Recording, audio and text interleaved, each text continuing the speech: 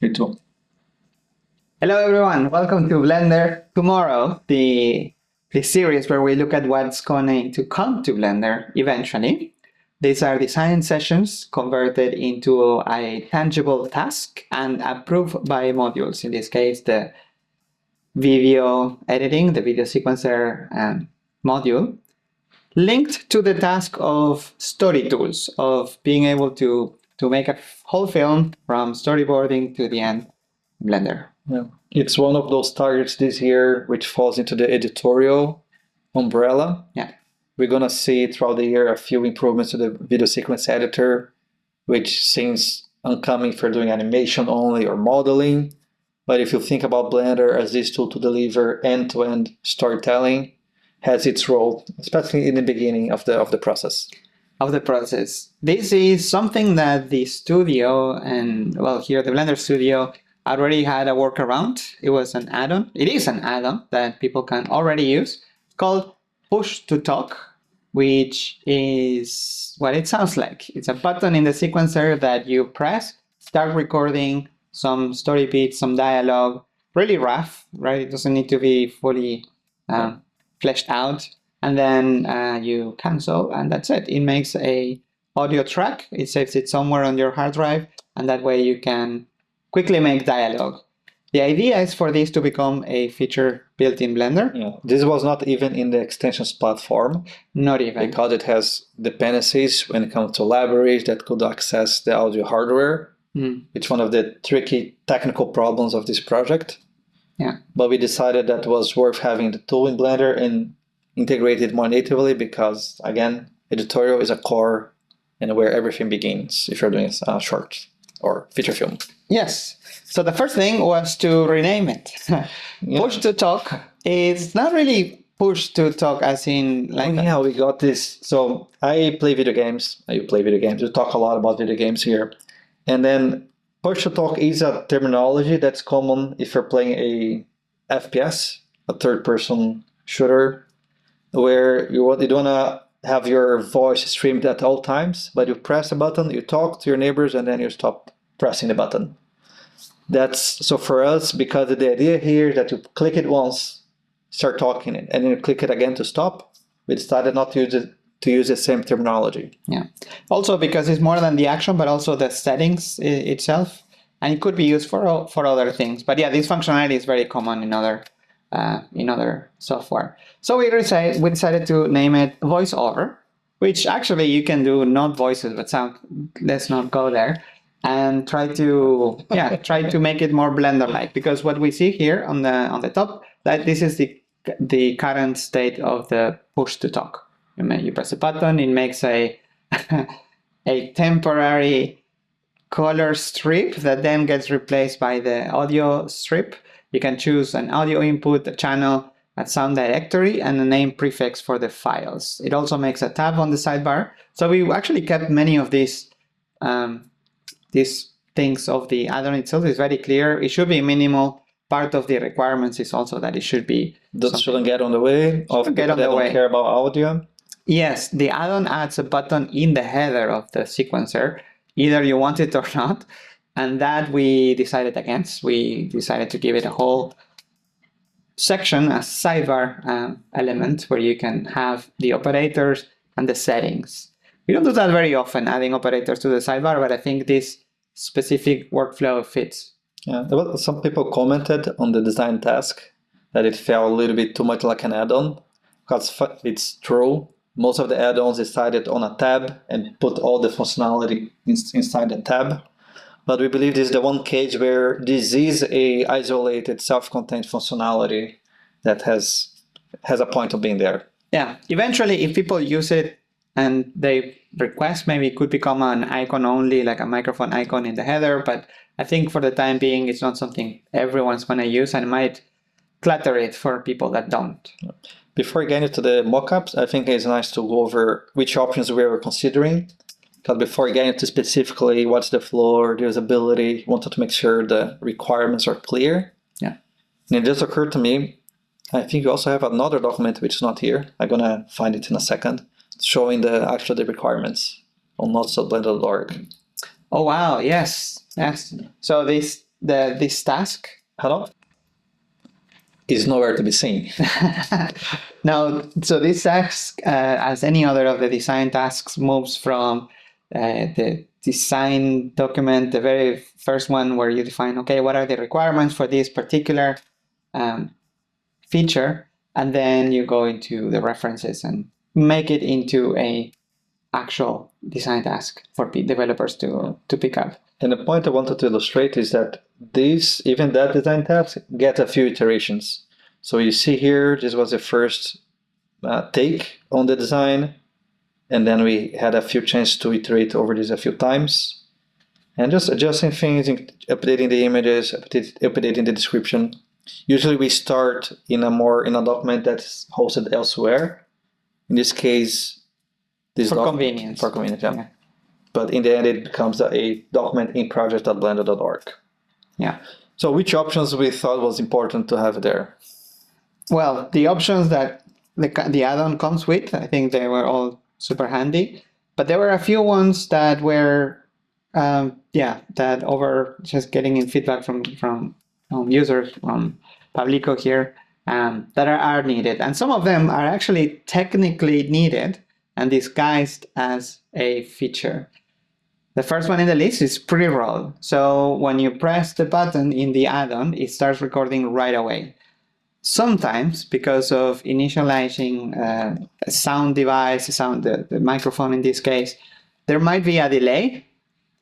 I've noticed, doing some research, that other software introduce a pre-roll time. Force pre-roll. Force pre-roll, yeah. There's some software that don't even give you the option to, they just start counting 3, 2, 1, you record.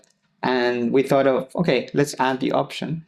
But it might have to, be a same default, like 3 in this case, to give it time to the...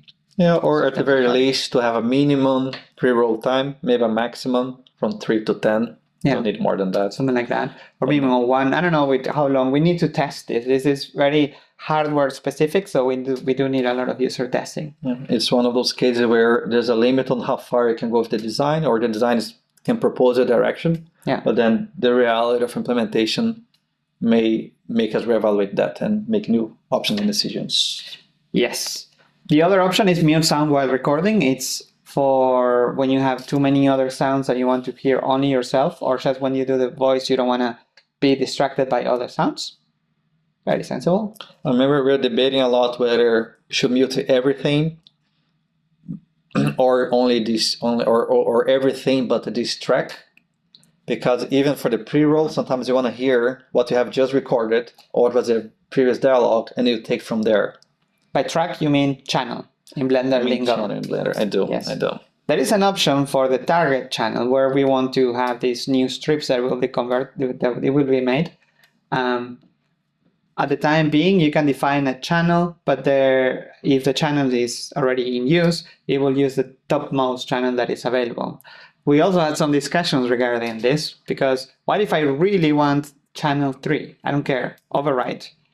Would be nice to have that option. But then we rolled back because it was getting into feature creep territory. Do you allow people to delete their own recordings? It's very risky. Yeah. So we decided against it. Now there will be an option, channel, if it's available. All right. Otherwise, try the next one. Yeah, and so I was trying to remember what was the conclusion for the mute sound while recording for the pre-roll part. I think for the pre-roll, you still play everything. Yeah. Or at least the active channel. Yes, yeah, it is. Maybe it should be more explicit, but we'll see. So channel input. So that's also one of those, this falls into also the wishful thinking of being able to support a system default. You know, it's not trivial. It can be very system specific. Maybe it's easy on Windows, maybe it's hard on Mac or on Linux. But the idea that ideally you should be able to set up this, that you just want to set up this on the system level and just have Blender tap on that. And it's one of those settings that we want to expose in the user setting and then have it exposed elsewhere in the interface. Yes, we do already have a section for it, so there is already some room for it. Just to illustrate a little bit. Yeah, so this is the current way Currently, we don't have the audio input. Yeah, so everything else is there already. This is how it looks Blender today, and tomorrow, ideally, we'll have that option. Even with the Please undo, otherwise it's gonna wanna look there that we go. one. And just an option to add audio inputs that you can select. By default, it should be system default, so whatever you change in the system will be here, ideally. If not, then it should be explicit. You can pick up maybe the first item. I don't know what exactly, because there are some systems where you plug in anything, even your whatever speaker, it will be plugged in as input. And we also talked about the system default to show under parentheses what is the microphone being used. Yeah, what it calls what system default, what does it mean? Yeah. The actual, there is some, I think Google Meet and some other software for calls, they do that. Default, parentheses, which one is going to be used. Then gain, it's just a simple option to, well, simple. Let's hope it's simple, but at least the most basic way to maybe crack up the volume or the gain in this case of an input. And there's one setting that there is not in the add-on. Yeah. But we think is important to introduce if you're talking about audio. Yeah, because you never know, maybe you just need it for this specific use case. You don't want all the volume of your microphone across your system to be cranked up only for this thing. Output, very straightforward. We already have this, a directory, a file name. These are two different properties as opposed to the, I think it has one. Yeah. No, it has two. It had it's very similar. A sounds directory name prefix. Yes, but it's a specific place. Sounds directory sounds like the built-in file path reference in Blender is not the case. Yeah, we just decided to mimic how Blender presents the file path and the file output. Yeah. For rendering as well, and use the same language, the same principle to separate. Keeps the separation between the file name and directory. Yeah. The file name is a prefix by definition in Blender already. If you render an animation, you specify a file name, but it's a prefix because the file range, the frame range is added to it. So here's no different. So no special treatment, no new concepts to be learned. So the thing people are already used to. Familiar with. Sample rates and sample format, very straightforward options, very common. And that should be it. Then there is some... I think we can just switch quickly here. I think it's more fun to look at here. Yeah, pictures. That is how we're exploring the overall interface, where we do mix the operator with the settings, which we try to avoid in Blender in general. We imagine here could be where you start the recording. And this is where like trying to play with the idea of having the countdown of the pre-rolling also here in the button. And this is where at some point the button then can be used also to stop the recording. Yeah.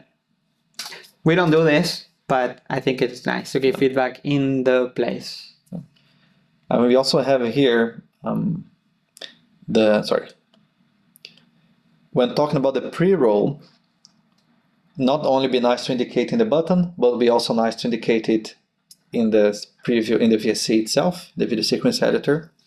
So we had this idea of having the header showing the initial pre-roll as a 50% transparency, kind of catching up to the current frame. That's when the recording gonna start. To have a visual clue to know when to start talking about for the new voice tracks. Yeah. This is a track. It's like a ghost playhead. No. Yeah. And I mean, everything you see here, just what is there. So conveying those concepts into a more digestible place with all the information developers need. We presented this to the original developer of the add-on and to developers here. Feedback was overall positive, I think. Yes, there are some considerations concerned regarding the technical considerations, especially the system default. Yeah. The whole topic about the pre-rolling as something that might be a requirement. Yeah. It was very, very fruitful, and then we already incorporated the feedback in the task itself, and is being officially handed over to the VSC module. Yes, so it's officially out of our hands. Actually, we haven't had any remarks on this yet. At some point, we might want to reiterate on this, but I think it's one of those features that, hey, if this works as it is, would be a great user story. There's one point I wanted to maybe end with, that there is a pain point in the original design, which is what we do with all the audio tracks that you don't want anymore. Because you usually do a lot of takes, and then after you're done, you delete basically the audio tracks in Blender, the strips, but they're still occupying your hard drive. Yeah. We decided that we don't solve this for now. What they expect in the future is to have, as part of the Media Bin project, to have a way to purge unused file strips. Yeah. And then can use the same prefix, the file name, and the directory structure to say those 10 audios are not being used, but they're in the same folder with the same name where they'll be if you had used VoiceOver. Do you want to delete them? Are you sure? That would be so nice. I think there are so many ways to explore this. Like, is it a new bin in the media bin that has an option for use and use? Because then you can see actually the ones that are used and used. Automatically do it by tagging the sound strips. Are these going to be sound data blocks or not? Media data blocks. I like it when projects start to talk to each other and we find that direction. So we acknowledge that there's still this big pain point, but we're okay figuring that solution down the line with other projects. Yes, that's the way to go. So tell us what you think about this. This is the second Blender Tomorrow that we do. We did improve or try to improve the sound, so hopefully it's going to be better, thanks to Sebastian from the development team. So I hope that works. Other feedback that you had in the previous video, we looked at it. Thanks everyone for commenting.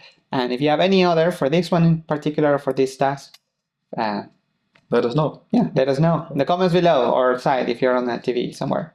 Bye-bye. Bye. Thank you.